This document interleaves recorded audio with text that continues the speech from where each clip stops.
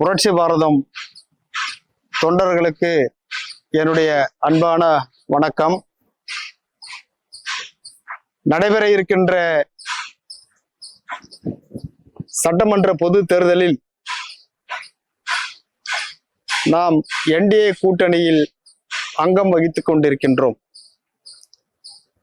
புரட்சி பாரதம் கிட்டத்தட்ட 2011 நடந்த அனைத்து சட்டமன்ற இடைத்தேர்தலிலும் அதிமுகவிற்கு உறுதுணையாக இருந்தோம்.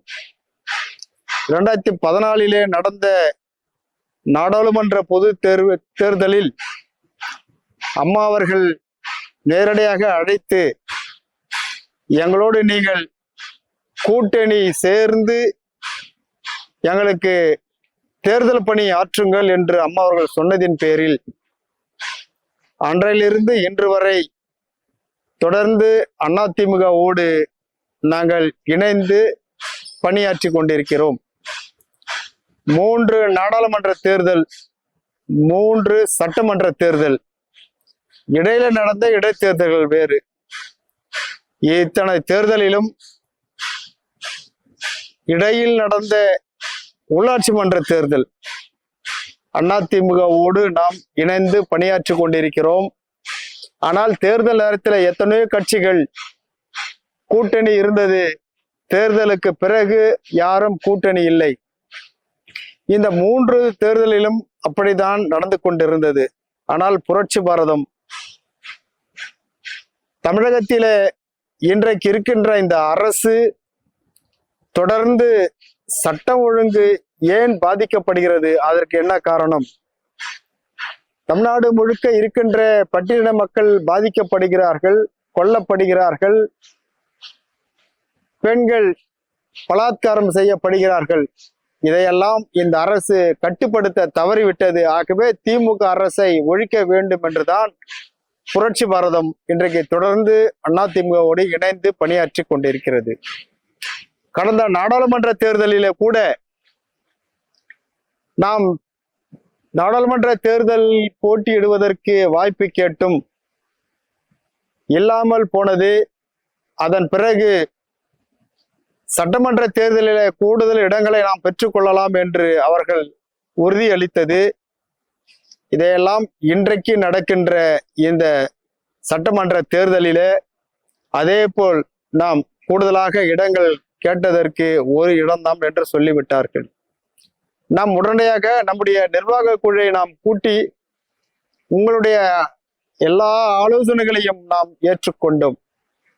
ஆனால் ஒரு சிலர் ஒரு விதமான கருத்துக்களை பகிர்ந்து கொண்டீர்கள். ஆனால் என்னை பொறுத்தவரையில் தொடர்ந்து குடிநீரில மலத்தை கலந்தார்கள், இன்னும் சிறுநீர் கலந்தார்கள், எத்தனையோ கொடுமைகளை செய்தார்கள், ஆணவ கொலைகள் நடந்தது, சாதி படுகொலைகள் திருநெல்வேலியில கவின் உட்பட படுகொலைகள் நடந்தது. இப்படி கஞ்சா போதையினால் பெண்கள் பாலியல் பலாத்காரம் செய்யப்படுகிறார்கள். இது போன்ற பல்வேறு பிரச்சனைகளுக்கு முற்றுப்புள்ளி வைக்க நாம் திமுகவை இந்த ஆட்சியிலிருந்து அகற்றுவதற்கு அதிமுகவோடு இணைந்து பணியாற்றினால்தான் முடியும் என்று மீண்டும் அதிமுகவோடு நாம் சமாதானம் செய்து நாம் அவர்கள் கொடுக்கின்ற ஒரு தொகுதியை ஏற்றுக்கொண்டு ஏற்கனவே இருந்த வேலூர் மாவட்டம் கேவிக்குப்பம் சட்டமன்ற தொகுதியில மீண்டும் நாம் போட்டியிடுகின்றோம். இணைந்து அதிமுகவோடு என்டிஏ கூட்டணியில் இணைந்து நாம் போட்டியிடுகின்றோம். ஆகவே நம்முடைய தமிழ்நாடு முழுக்க இருக்கின்ற 234 தொகுதியிலும் இருக்கின்ற நம்முடைய தொண்டர்கள் எதையும் மனதிலே வைத்துக் கொள்ளாமல் முழு மூச்சுடன் நம்முடைய கூட்டணி வெற்றி பெற வேண்டும், எதிர்கூட்டணி மண்ணை கவ்வ வேண்டும், அவர்கள் டெபாசிட் எடுக்கின்ற அளவிலே நம்முடைய பட்டியலின மக்களுடைய வாக்குகளை அனைத்தையும் நாம் பெற்றாக வேண்டும். அதற்காக நீங்கள் கடுமையாக பணியாற்ற வேண்டும்.